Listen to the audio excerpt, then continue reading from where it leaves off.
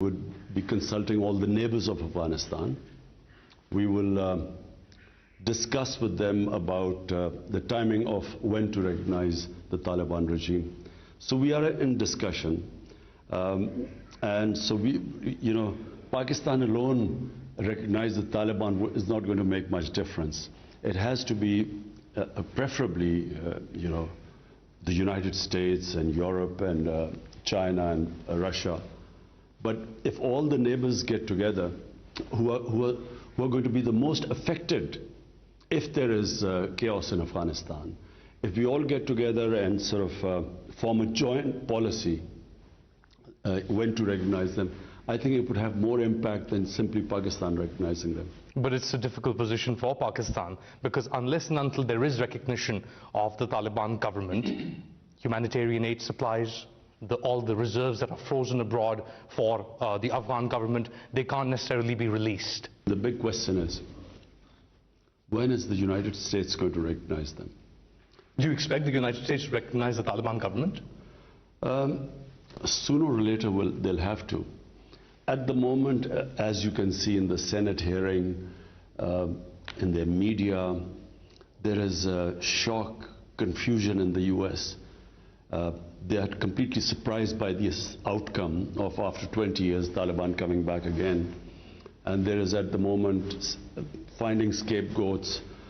I feel very unfairly targeting President Biden. I think it's unfair because what could he do?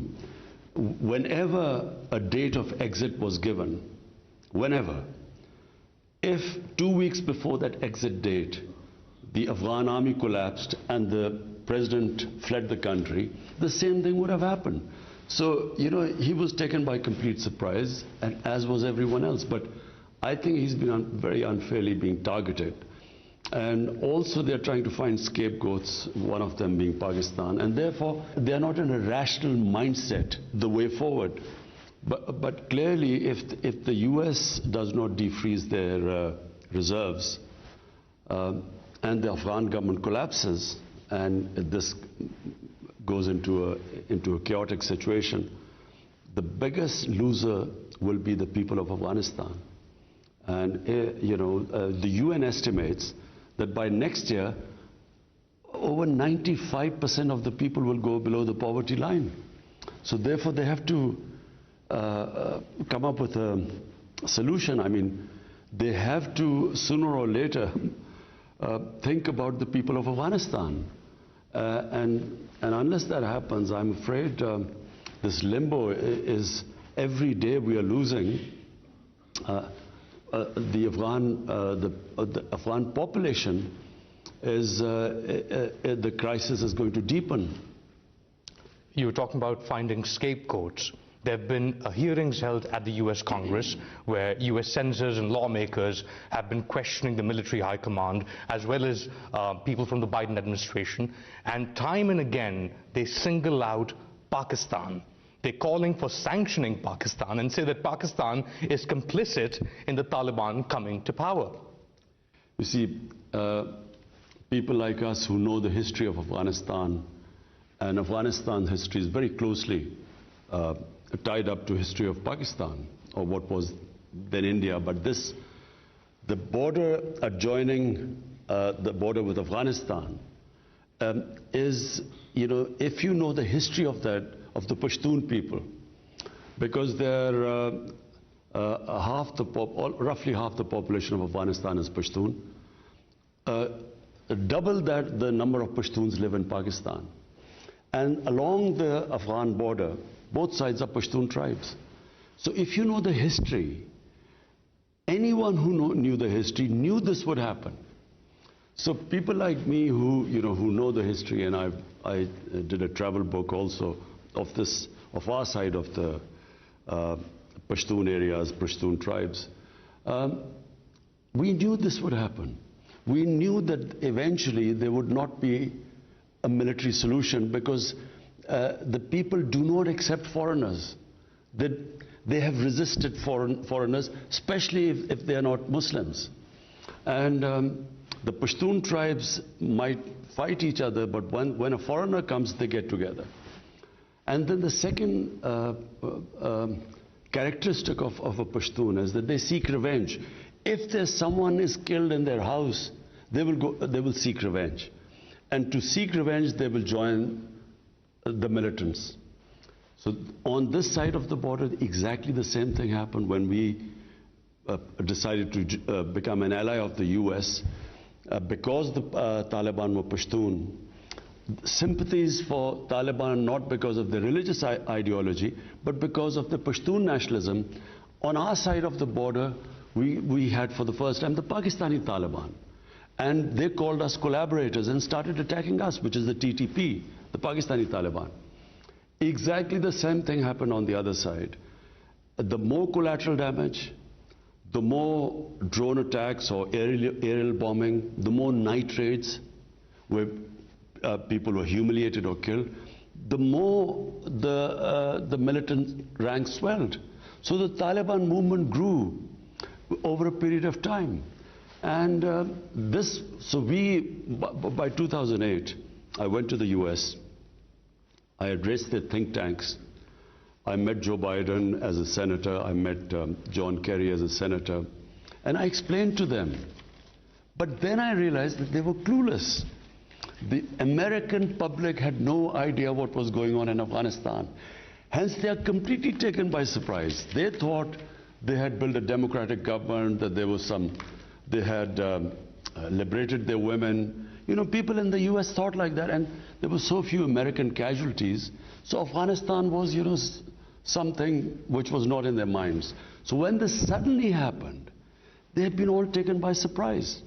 And therefore, you see this in Senate, the sort of questions being asked. They had no idea that this was happening. But believe me, in Pakistan, people who knew Afghanistan's history, Army Chief in 2010, General Kiani, went to meet President Obama. He explained to them that there will not be a military solution, that the moment you lead, the Afghan army will collapse. He told them that, look, you will leave a mess there, and we in Pakistan will suffer the consequences. But they had no idea. Some people say that this position of yours, now looking back in retrospect, is quite prescient. But they also accuse you because of the stand of being, they call you Taliban Khan. You see, it was this awful, arrogant, imperialistic attitude of the Americans under George Bush, when he said, either you're with us or against us. You know, after 9/11, this amazingly ridiculous statement, if you do not support our policies, you're against us. So therefore, if I did not agree with this military solution in Afghanistan, then I was pro-Taliban. And that's why they're all in a state of... Are you pro-Taliban?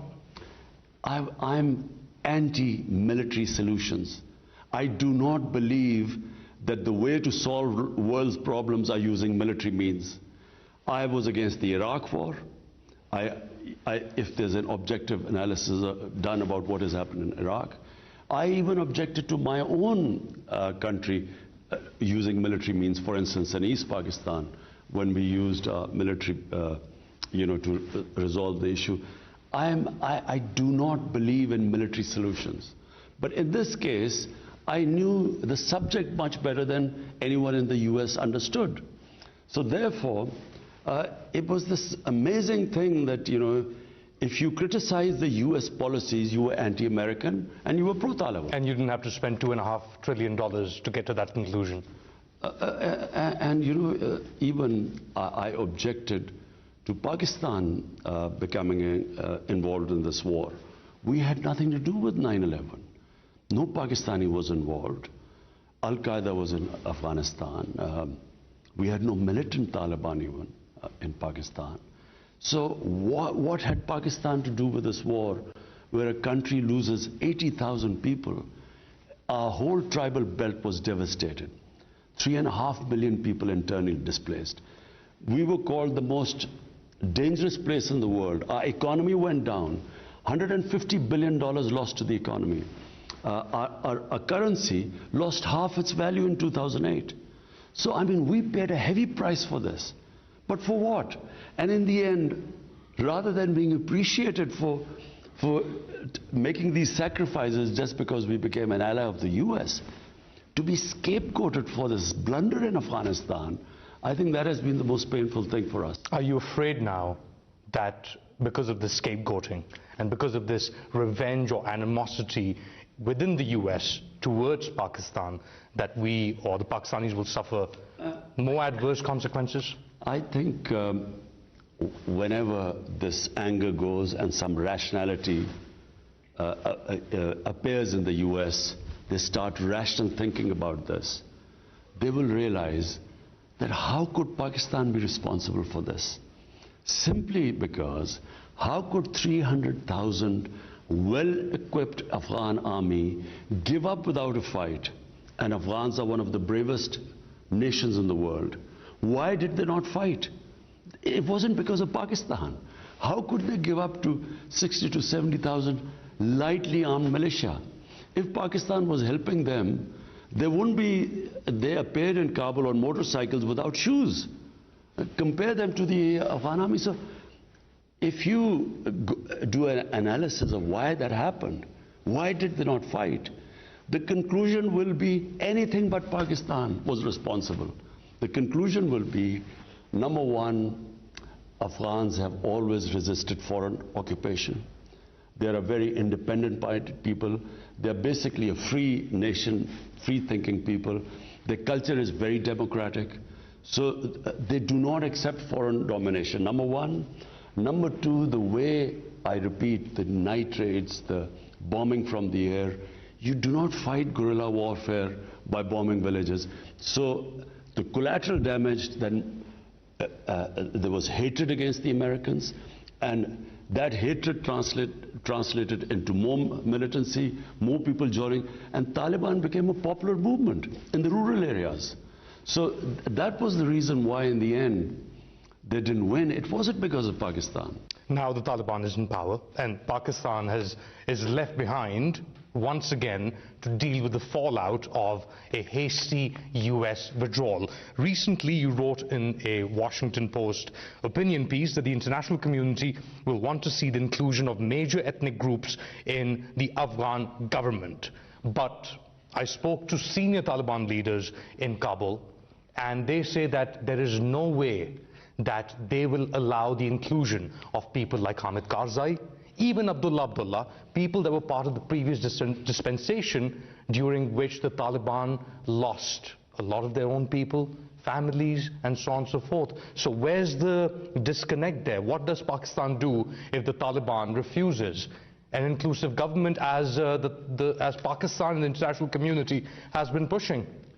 Look, from Pakistan's point of view, when we say an inclusive government, we recognize, and everyone recognizes, even the Taliban would recognize, that Afghanistan is a multi-ethnic group. Pashtun are around about 50% of the population. Then there's a big Tajik minority. Then there are Uzbeks. Then there are Hazaras. And other smaller minorities. So, an inclusive government means a stable Afghanistan.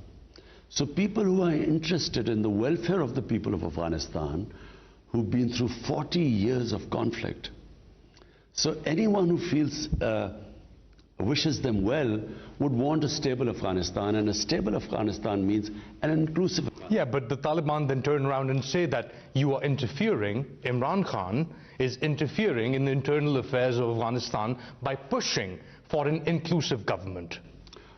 So let me clarify. Number one, as a well-wisher of Afghanistan, we would want them to be stable and have an inclusive government. Now, what sort of inclusive government should not be dictated to the Taliban government? Because that is interference.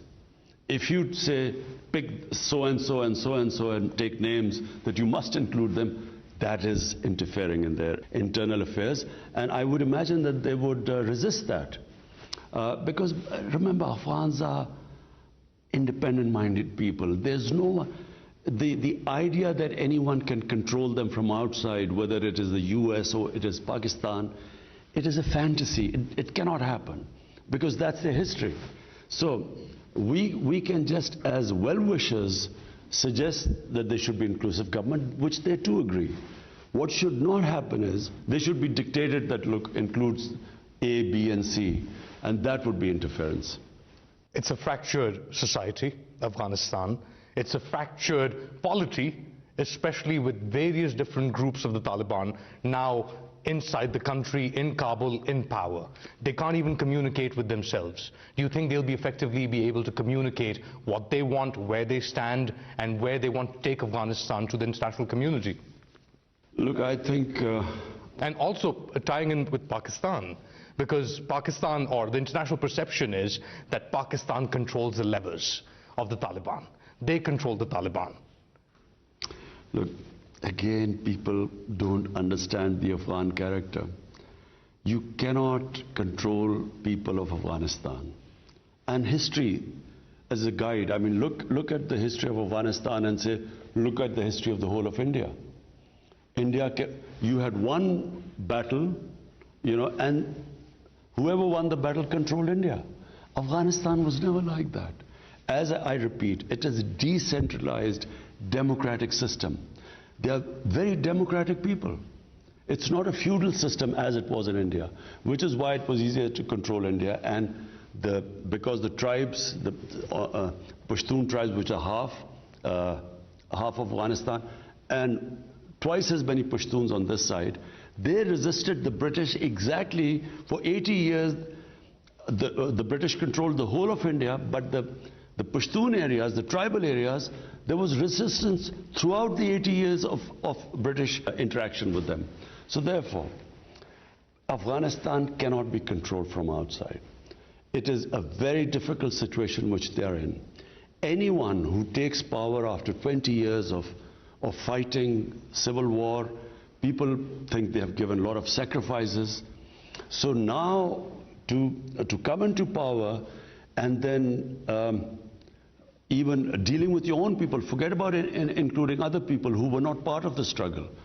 Even dealing with your own people, I would imagine, is a pretty difficult situation right now for Afghanistan, for the Taliban government. So therefore, if you're asking me what will happen, I don't know what will happen. I pray, that's all we can do. We pray that after 40 years, the people of Afghanistan would have peace and stability. But I don't know what will happen. How would you define the US-Pakistan relationship as of now? I think, well, we're talking with the US. We're constantly in touch with them. Our security, our head of intelligence is dealing with them. Our foreign minister is dealing with their foreign secretary. But the president hasn't called you up. No, he hasn't, but it doesn't have to be like that, I mean... Why is that? The president or the heads of state, I mean, when they talk to each other, basically it's a formality because all the homework is done by people below. So it's not necessary. It's not necessary for the most powerful man in the world to call the Prime Minister of Pakistan, who is at this moment one of the most critical people as far as Afghanistan is concerned? You see, I repeat again, I think right now President Biden is under a lot of pressure because you almost seem sympathetic. Sympathetic because he is being criticized for the awful airport scenes.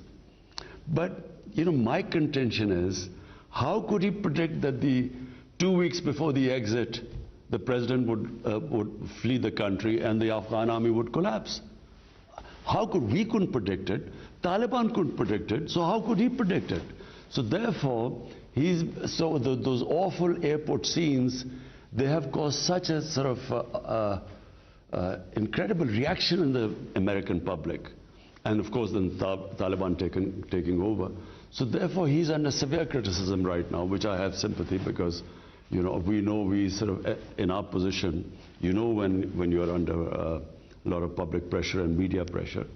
So I guess, it's up to him. I mean, when he wants, he can talk. So there's a way forward still for US-Pakistan ties, despite what has happened or this animosity? Of course, I mean, the US-Pakistan ties have been, over 50, 60 years since Pakistan became part of SEATO and CENTO, and then in the Cold War we were with the US.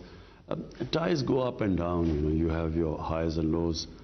But I think on Afghanistan, it is critical that US now plays a part. Because, you know, look, they were there for 20 years. And if there is a mess, they wash their hands of Afghanistan, it will become a repeat of 1979 when the Soviets, when they left and the US left. And look what happened to Afghanistan after that. The bloodbath that took place, over 200,000 Afghans died in that, and there was total chaos in Afghanistan. So the last thing for anyone, most of all us, we neighbors will be affected. Others around Afghanistan, all the other neighbors will also be affected.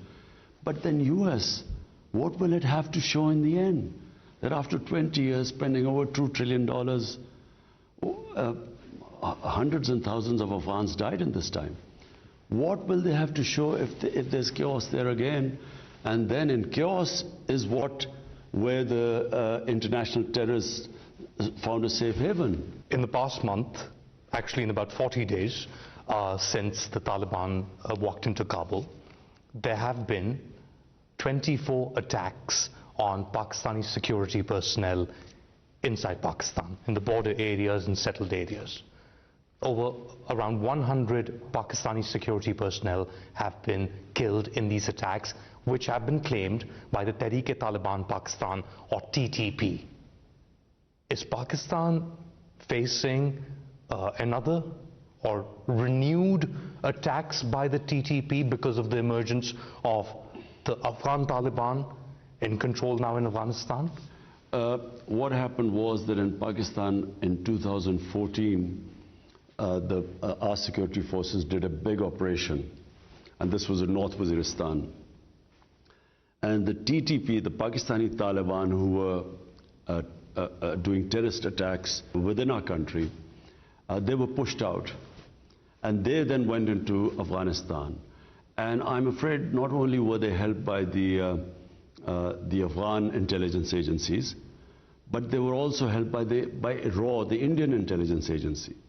And they then used them to conduct attacks within Pakistan. But these attacks dropped significantly over the past few years.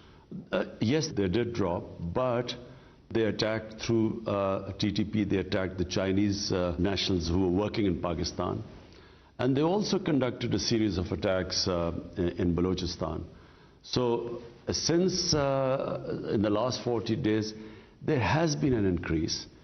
And we fear that... Are you concerned about that? Up to a point, not that much, because we have very disciplined security forces who are very experienced now. Over 15 years, Pakistan got more experience than probably any other country in dealing with counterterrorism. And we have, as the world knows, one of the best intelligence agencies in the world. So we are confident that we'll deal with it. Problem right now is that with people, we had about 250,000 people come into Pakistan from Afghanistan. And amongst them, we fear that there have been members of TTP who were in prison in Afghanistan who were released. Even ISIS, we feel that they have, amongst these 250,000, few have come inside. So, you know, that's where the problem was, because of the sudden takeover of Taliban and the influx of people either going out of Pakistan, using Pakistan to go on other destinations, or simply people who have come in.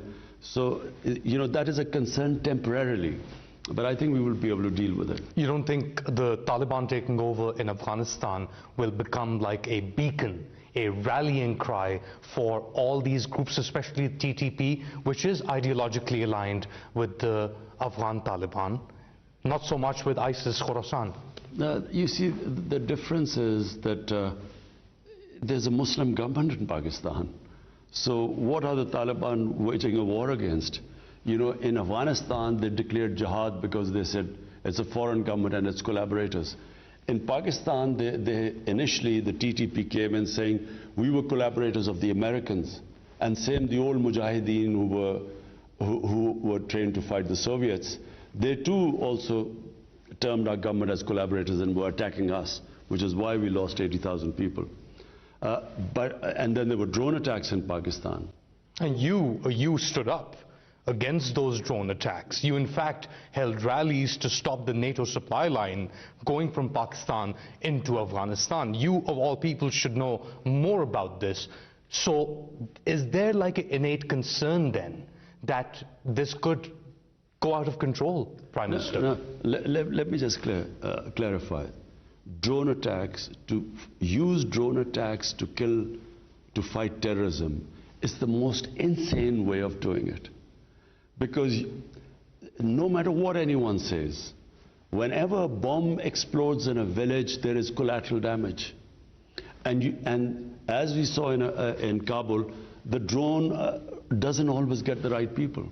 So it was the worst way, because what happened was that the drone attacks might have got some militants, but the collateral damage they caused created anti-Americanism, and the revenge attacks were against the state of Pakistan.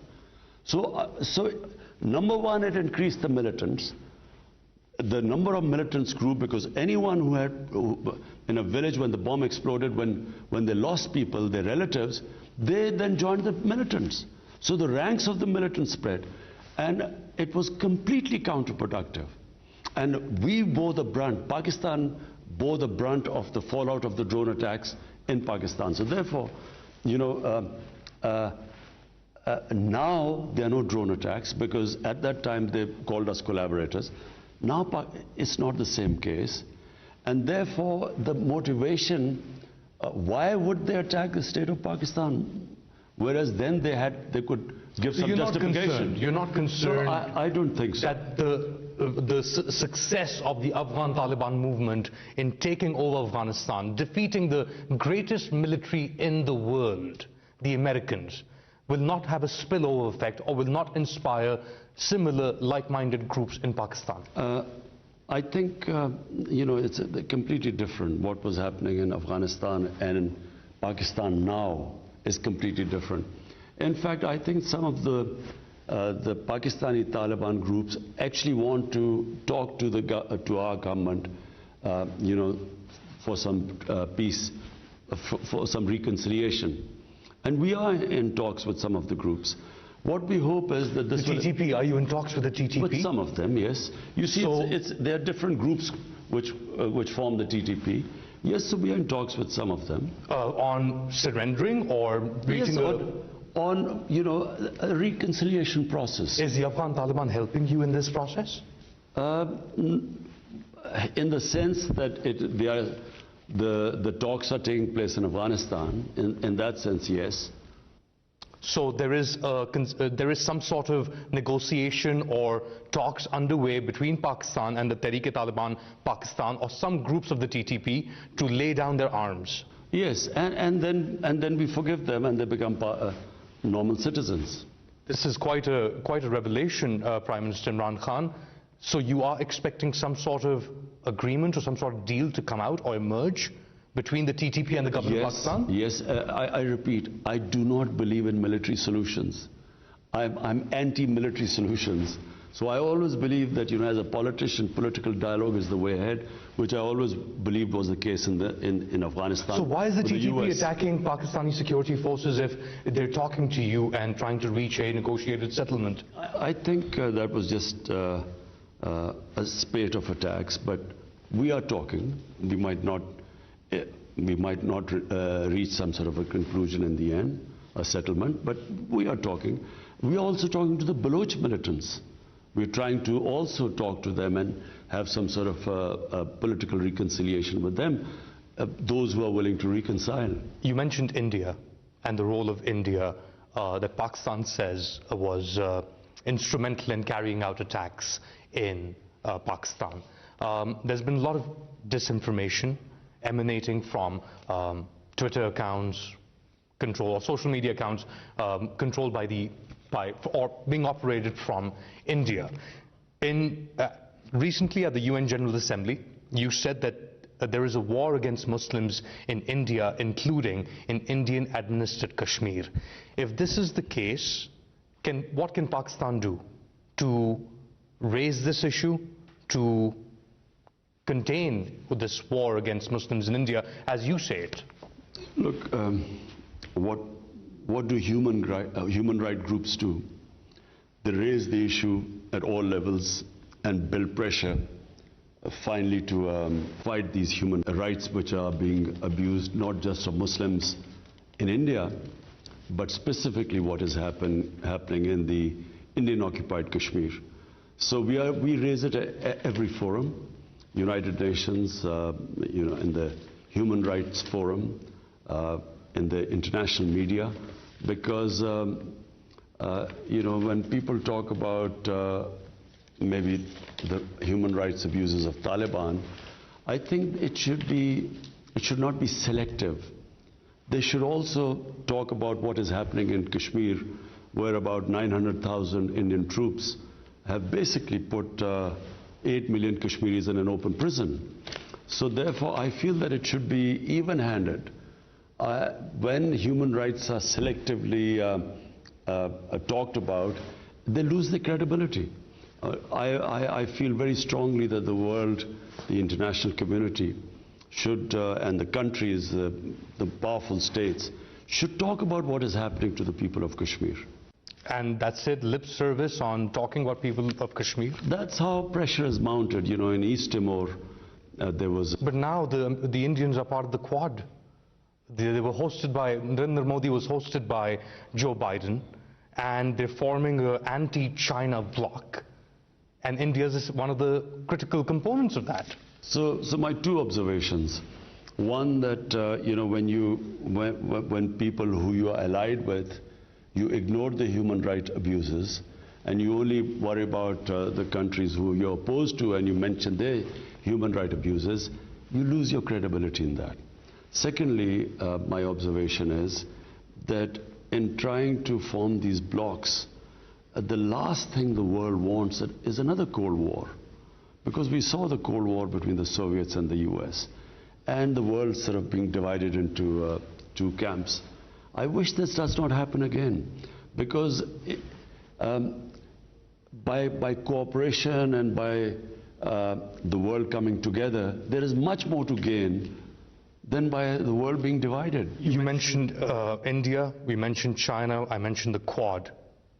CPEC, the China-Pakistan Economic Corridor, is a critical part, not just for your government, but the government before this as well, to bring Pakistan or get Pakistan into an economic development mode. There has been some, for example, contacts between Pakistan and China. Over the past 20 months, since you last spoke to President Xi Jinping, that was in February 2020. Have you had conversations with high-level Chinese since, including the president? I have spoken to the Premier, Premier Li, almost, I think, 3 times since then. The thing is, President Xi right now has not, since the outbreak of COVID-19, he's restricted his movements. Otherwise, he was due to come to Pakistan. So he hasn't been anywhere out of China right now.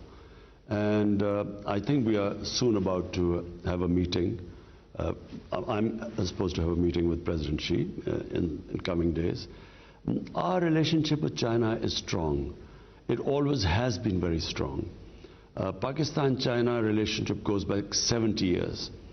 And through all ups and downs, basically this relationship has withstood the test of time.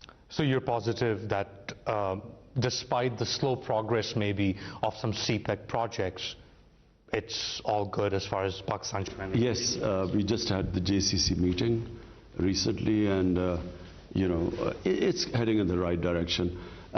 Unfortunately, COVID has caused huge disruptions in the world, and especially in our communication. I was supposed to go to China, President Xi was supposed to come here, but all that got restricted because of COVID-19. Finally, you're talking about major disruptions in the world. The dollar hit 172 to the rupee, or rupee hit 172 to the dollar. The price of oil per litre in Pakistan is now at 127. Your government just increased those rates. Is Pakistan facing an economic crisis? It's not Pakistan. COVID-19 has disrupted supplies all over the world. Commodity prices all over the world have gone up. In fact, Pakistan is still cheaper than other countries. But is Pakistan hurting as a result of it? Like most developing countries, in fact, developed countries too. In fact, look what's happening to India. India, there's massive increase in poverty because of COVID-19. So Pakistan also has been affected by the rise of commodity prices. So the rise of prices, inflation in Pakistan is basically imported inflation. Oil prices have almost gone 80% in the past 5 months. So Pakistan imports oil, then unfortunately we had to import wheat, and wheat prices have gone up. All commodity prices have gone up. Palm oil, which is 70% of our we consume in Pakistan, is imported. And so that doubled too. So we imported this inflation into Pakistan, which obviously causes people problems. But this is temporary. We feel that with the resumption of the supply lines, things will settle down in a few months. But the opposition disagrees. It says that your government is incapable of coming out with a proper fiscal policy because you've changed finance ministers or people in charge of the finance ministry multiple times. What else would the opposition say? They're such a motley lot. They're fighting for their survival. They're deeply divided. They're facing massive corruption charges. In fact, this country would have been in a different phase of our evolution had it not been for the 30 years of plunder by these two families. They're not political parties, they're family limited companies. They're just two families which plundered this country. And so they're in disarray right now. And therefore they pick on anything. They don't realize that this country coped with the COVID crisis better than almost any country in the world. We were in the top 4 or 5 countries which not only saved our people from COVID, but we also saved up people from the economic disaster, which when you shut down your economy, you create massive poverty. We are one of the few countries which navigated between the two. And mashallah, thanks to the Almighty, very successfully. So now they have to pick on things. I mean, that's the role of opposition. But I would imagine they're pretty desperate right now. Prime Minister Imran Khan, thank you so much. Thank you. वज़ीर आज़म इमरान खान का तुर्क television को interview. वो कहते हैं कि अफगानिस्तान के मुस्तकबिल का इल्म नहीं, लेकिन इनके लिए दुआगो हैं। अमरीकी कुर्बानी के बकरे की तलाश में हैं। अफगानिस्तान को बाहर से कंट्रोल नहीं किया जा सकता। जो बाइडन इस वक्त बहुत ज़्यादा दबाव में हैं। वज़ीर आज़म ने यह भी कहा कि अफगानियों ने हमेशा गैर मुल्की क़ुव्वतों का मुकाबला किया। अफगानिस्तान को डिक्टेट करना उनके अंदरूनी मामलात में मुदाखलत होगी। वज़ीर आज़म ने मज़ीद ये भी कहा कि दहशतगर्दी के खिलाफ जंग में हमने भारी कीमत अदा की। हमारी तारीफ के बजाय हमें तनकीद का निशाना बनाया जाता है।